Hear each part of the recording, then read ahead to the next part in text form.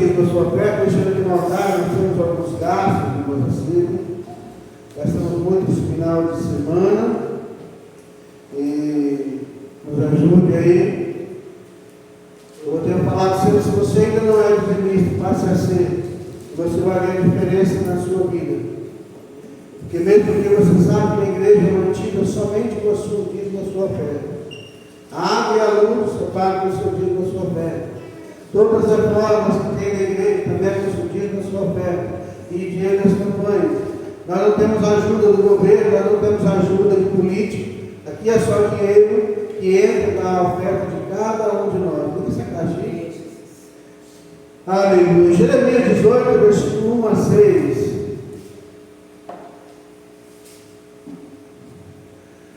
Palavra do Senhor veio a Jeremias dizendo: levanta-te, desce à casa do oleiro, e lá farei ouvir as minhas palavras. Desci à casa do oleiro, e eis que ele estava fazendo a sua obra sobre as rodas. Como o vaso que ele fazia de barro quebrou-se na mão do oleiro, tornou a fazer outro vaso, conforme o que pareceu bem aos seus olhos fazer. Então veio a minha palavra do Senhor dizendo: não poderei eu fazer de vós como fez esse oleiro à casa de Israel, diz o Senhor. Estou como barro na minha mão, como barro na mão do oleiro, assim sois vós na minha mão, ó casa de Israel. Feche os olhos por um instante. Senhor nosso Deus e Pai, venha nos abençoar, vem derramar o teu Santo Espírito sobre nós. Já louvamos, exaltamos, testemunhamos, agora queremos ouvir a tua santa palavra. Falar com o teu povo, em nome de Jesus. Sentados, irmãos. Irmãos, hoje vamos falar sobre a soberania de Deus. Bem? De seu poder, de sua autoridade. Bem? Saber que Ele é Senhor de todo o universo. E no Deus que a gente crê, tem poder e autoridade. E Ele faz o que Ele quer, a hora que Ele quer, com quem Ele quer, da maneira com que Ele quer. Ele tem poder absoluto e restrito. Ele governa a história, o destino, né, de todos, segundo a sua maravilhosa vontade. A gente crê também que o nosso Deus, irmãos, não pode ser limitado por ninguém. Deus falou assim: não posso eu fazer como esse oleiro fez com vós, a casa de Israel. Deus tem todo o poder. A gente crê que Ele age soberanamente em todos os eventos, desde os menores detalhes até os maiores, desde a queda de um pardal na árvore até os grandes projetos implementados no universo. Coloque em Mateus 10:30, para você ver a grandeza de Deus, como Ele é poderoso. Lembre-se, e até mesmo os cabelos da nossa cabeça estão contados. Olha só. Nem mesmo eu que tem pouco cabelo, você não consegue contar. Né? Direi de alguém que tem um bocadinho a mais. Mas até os cabelos da nossa cabeça estão contados. De cada pessoa no universo, no planeta. Então nós cremos que Deus age soberanamente do jeito que Ele quer, da maneira que Ele quer. E o texto supracitado nós vemos aí, o Deus mandando o profeta Jeremias: vai lá, Jeremias, desce a casa do oleiro. No passado Deus falava muito por metáforas, com exemplo, né? Metáfora é um exemplo. E ainda hoje Ele fala dessa forma. Lá o profeta viu o oleiro trabalhando. Deus deve ter falado: fica de olho, Jeremias, fica atento. Ele estava falando, fazendo, e Jeremias olhando. De repente o vaso que estava voltando com as rodas, ele vai rodando as rodas, girando o barro e voltando com as mãos. mas não saiu como ele queria, ele amassou de novo e fez outro. Então, irmãos, lá o profeta viu tudo isso. Bem, Deus ainda hoje, Ele é o nosso oleiro, Ele nos amassa e Ele nos molda como Ele quer, da maneira que Ele quer. Então, eu quero falar com você sobre a soberania de Deus. Que Deus, Ele age como quer, na maneira que Ele quer. Nós não vamos ater ao texto aqui de Jeremias, mas nós vamos ater na soberania de Deus. Fala, Deus é soberano. Deus é soberano. Em minha vida. Em minha vida. E faz o que Ele quer. Faz o que Ele quer. Na hora que Ele quer. Na hora que Ele quer. Quando quer. Quando quer. Mesmo que você não creia nisso. É assim que Deus trabalha. Amém. Por exemplo, a soberania de Deus na vida de José. Né? Quem foi José? José foi um dos 12 patriarcas, filho de Israel, saber Jacó. E ele sofreu desde o começo da sua vida, que aquele menino começou a se destacar. Irmão, quando você se destaca, a perseguição em você. Quando você se destaca em alguma coisa, você é perseguido.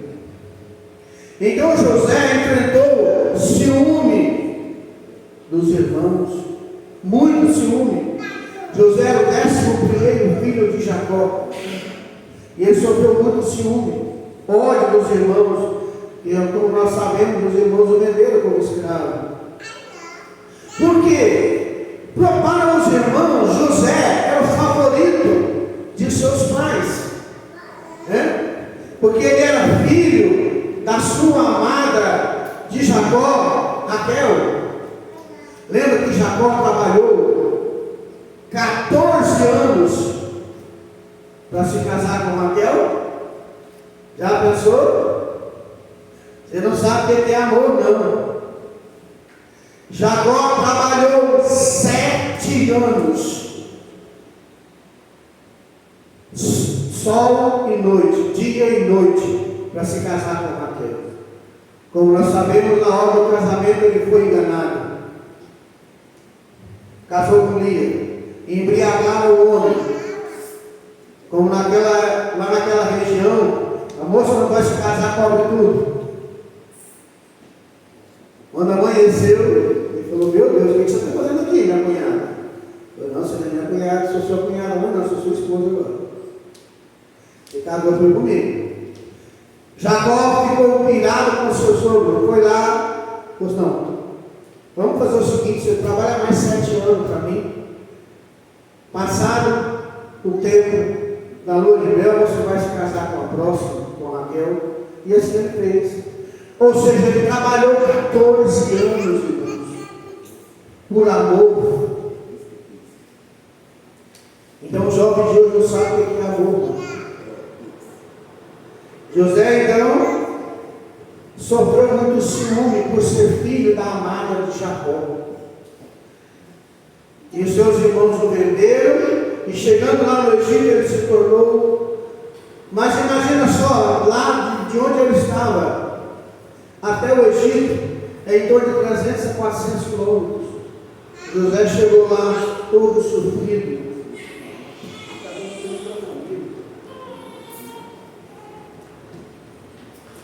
Aleluia. Aleluia. Glória a Deus. José. Amém. Aleluia.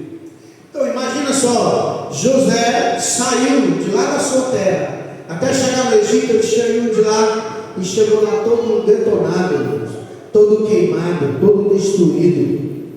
Sabe por quê? Por causa da inveja, maldição. Inveja é um problema. Só que lá no Egito ele foi comprado por Potifar, e ali Deus foi guiando a mão daquele homem. Irmão, quando você é abençoado, não importa se você é escravo ou empresário, aonde você for, Deus vai te abençoar. Deus vai abençoar seu trabalho, seu casamento, sua família, seus filhos. A palavra do Senhor diz que Josué serviremos ao Senhor. Então José, lá ele foi próspero, na casa de Potifar. Depois ele foi para a prisão. Lá na prisão ele interpretou o sonho do copeiro e do padeiro. E depois ele foi esquecido. É ruim quando você abençoa alguém e ele é esquecido, não é? As pessoas se esquecem. Anos depois, anos se passaram, o faraó sonhou. Ninguém conseguiu interpretar o sonho do faraó. Também se sonhar com uma vaca comendo outra, uma espiga de milho comendo outra, que sonho vai atrapalhar deles? Como é que alguém vai entender uma coisa dessa, né, Lucas? Mas é porque era tão esquisito, porque só tinham a soberania de Deus, preparando o meio para abençoar aquele rapaz, que foi vendido por causa da inveja, mas já era plano do Senhor. Era a soberania de Deus trabalhando na vida de José, para que ele tivesse uma oportunidade de crescer no Egito, para salvar o povo hebreu, para trazer a sua família e cumprir a profecia dita por Deus a Moisés. Que meu povo seria escravo por 400 anos. Então José interpreta o sonho do faraó e se torna governador do Egito. Sabe quantos anos, qual foi o período de provação na vida de José? Cerca de 15 a 20 anos, irmãos.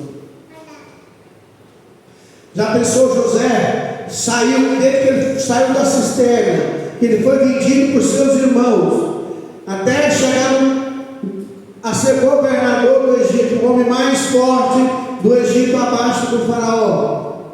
Foram de 15 a 20 anos de sofrimento. Só que ele nunca desistiu. Você tem que confiar na soberania de Deus. Está passando dificuldade, luta, continua orando, continua vindo para a igreja, continua sendo fiel. O que as pessoas fazem no meio da luta? A primeira coisa que ele faz: para de vir na igreja. Não é não, até não estou enganado. A primeira coisa que a pessoa faz quando ela começa a passar luta, a primeira coisa: para de devolver o dízimo, para de trazer a oferta para a casa de Deus. Depois para de ler a Bíblia, para de orar. Depois para de vir à igreja. Logo está no mundo desviado, logo o casamento está bagunçado, a família está destruída, porque desistiu. Você tem que confiar na soberania de Deus. Romanos 8, 28 fala de um Deus soberano. Pastor, Romanos 8, 28 é a resposta de um Deus soberano. Então sabemos que todas as coisas cooperam juntamente para o bem daqueles que amam a Deus. Isso aqui é a soberania de Deus trabalhando na sua vida. Não importa o que você está passando, não. Então, se você confia em Deus, você vai dizer como o salmista, no Salmo 119, versículo 71.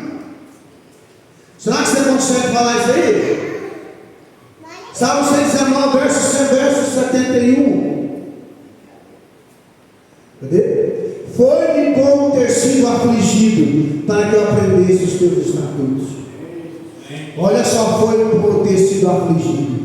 Foi bom passar dificuldade, eu passar a andar no vale da aflição, para que eu pudesse aprender. Porque, irmão, tem gente que vem orar, ele vem para a igreja: Senhor, olha, pastor, irmãos, olha para Deus abrir a porta para mim. Aí Deus vai, abre, ele começa a prosperar, com propósito, compra o carro, aí ele arranja muito lugar para ir, que não sai a igreja, não é? Aí ele não tem tempo mais. Pode baixar, o retorno não. Aí ele não tem tempo mais de vir para a igreja, porque ele agora vai fazer outras coisas. Então cuidado quando Deus está te abençoando. Bem? Porque Deus é soberano. E o mesmo Deus que abençoa é aquele Deus que tira a proteção da sua vida, que tira a graça dele da sua vida. E uma vez que a proteção de Deus saiu da sua vida, o mal tem domínio sobre você. Porque a Bíblia diz que o diabo, nosso adversário, anda em derredor, rugindo como um leão, procurando alguém para que possa tragar. Deus é soberano, José sabia disso. Creu no Deus que seus pais lhe ensinaram. Creu no Deus da palavra de Deus. E nunca desistiu. E lá no Egito o homem foi fiel. Outro que soube, vamos ver a soberania de Deus na vida de Davi. Olha só, 1 Samuel 19, versículo 10. Para que você possa entender o que eu vou te falar. E procurou Saul cravar Davi na parede, porém ele se desviou de diante de Saul, o qual feriu com a lança a parede. Então fugiu Davi e escapou naquela mesma noite. Olha só, Davi foi ungido rei ainda jovem, adolescente. Lembra como é que foi a unção na vida de Davi? Deus falou: olha, vai lá em Belém, na casa de Jessé, eu me provi de um rei. E ele pegou o chifre do azeite e foi o profeta Samuel. Chegando na casa de Jessé, ele passaram todos os filhos de Jessé. E o profeta disse: mas cadê seus filhos? Acabou, não deixa por ele. Lembra lá em 1 Samuel 16, 7, que está escrito? Quando o profeta vê Eliabe chegando, um homem alto, forte, no porte de Saul, guerreiro nato, está aí o rei de Israel. A Bíblia diz: ó, não atente para a sua aparência, nem para a sua formosura, porque eu rejeitei. O homem de hoje está diante dos seus olhos, eu porém vejo o coração. Não é esse, foram passando, até que ele acabou. E o profeta falou: acabou os seus filhos? Não, tem mais um, o último, está no pasto cuidando das ovelhas, então chama ele. Ninguém vai comer se ele não chegar. Sabe, Davi, irmão, eu acho que foi a única vez que a família dele honrou ele. Eu acho que foi a primeira vez que a família dele honrou ele por esse dia. Lembra que quando aquele que está rejeitado lá para o pasto trabalhando, quando ele chega, todo mundo já comeu, come a sogra, só a rapa. Davi nesse dia se sentiu importante. Ele chegou, os seus 3 irmãos, Eliabe, Abinadab e Samar, que a Bíblia cita o nome, deveria estar totalmente nos olhos vermelhos de raiva daquele rapaz. Porque quando ele entrou, Davi olhou toda a família esperando, toda a casa cheia, e o profeta pega o chifre do azeite e vai lá e derrama sobre a sua cabeça. E diz a Bíblia que naquele instante o Espírito de Deus se apossou daquele rapaz. Então Davi foi ungido ainda jovem. Só que ele fugiu de Saul em torno de 13 anos. Alguns calculam um pouquinho diferente, mas é em média 13 anos que ele fugiu de Saul. 13 anos ele teve que viver fugindo, correndo, escondendo em cavernas, sem o que comer. Só que Deus é soberano, irmãos, e fez com que Davi fosse perseguido por Saul, sabe para quê? Para que ele aprendesse a confiar em Deus e não no poderio que o rei ia ter. Saul tentou matar Davi, Davi fugiu. Sabe por quê que Saul tentou matar Davi? Primeiramente ele tentou matar Davi com a espada dos filisteus, mandando ele guerrear contra a pior nação que tem. Ninguém vencia. Davi foi lá e venceu. E quando ele chegou, as mulheres começaram a cantar no tamborim. Saul feriu os seus milhares, porém Davi os seus 10 milhares. E naquela época o cântico era a rede social. Como é que as pessoas conheciam a história do outro? Através das músicas, dos cânticos, das rodas, das danças. Eram os cânticos que as pessoas cantavam, passavam de boca em boca, de geração em geração. Então Davi sobressaiu, mas não foi ele quem pediu, foi os seus atos. E Saul então ficou irado. 1 Samuel 18, 14. E Davi se conduzia com prudência em todos os seus caminhos, e o Senhor era com ele. Você quer vencer, irmão? Seja prudente. Saiba, Deus é soberano. Seja prudente, trabalhe, ore, busca Deus. Não olha para os lados, não. Cumpra o que Deus falou para Josué. Medita na minha palavra dia e noite. Não desvia nem para a direita nem para a esquerda, porque eu sou contigo. Crê Deus, você vai vencer. Lembra o salmista diz, Salmo 119? Foi bom.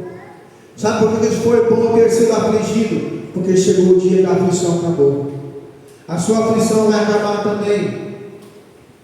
Davi, irmãos, apesar da perseguição que enfrentou, sabe quantos anos ele foi ungido? Com 30 anos que ele foi ungido rei. Ele teve que fugir por 13 anos aproximadamente.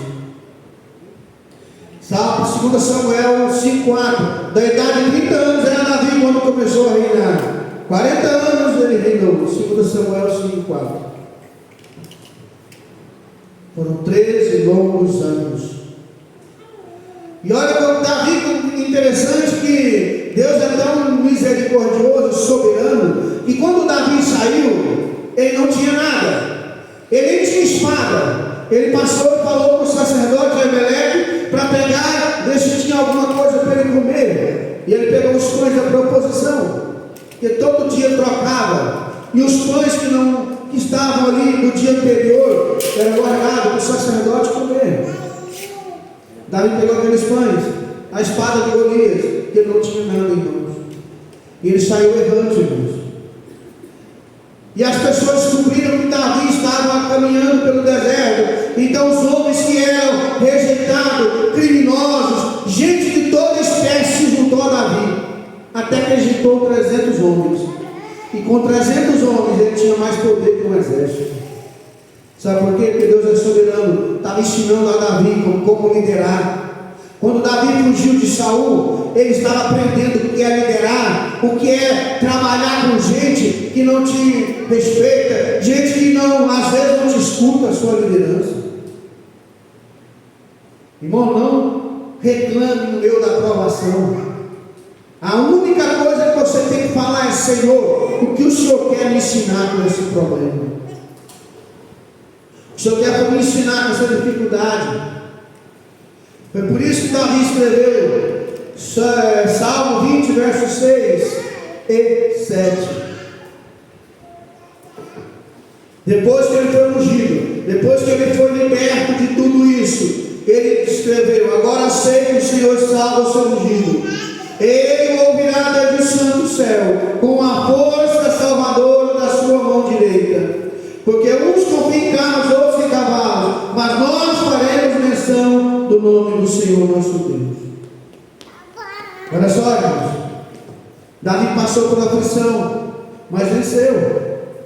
Você tem que saber que você é um barro na mão do oleiro.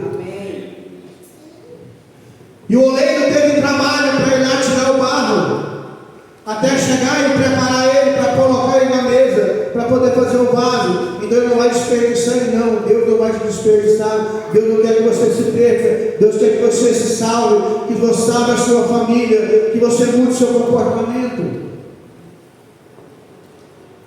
Outro que Deus agiu soberanamente na vida dele.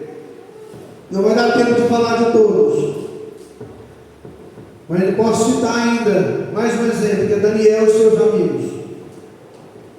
Daniel, como nós sabemos, e seus amigos, Sadraque, Mesaque, Abednego, a saber, Ananias, Misael e Azarias, foram cativos de Judá e foram levados para a Babilônia. E lá o rei escolhia dentre os cativos os melhores para o servir. E Daniel e seus amigos eram pessoas de boa aparência, tinham instrução, sabiam conversar, sabiam falar corretamente. Então ele separou eles, ensinou a sua lei, ensinou a sua linguagem, e eles poderiam então aconselhar o rei. Eles foram escolhidos para servir o rei.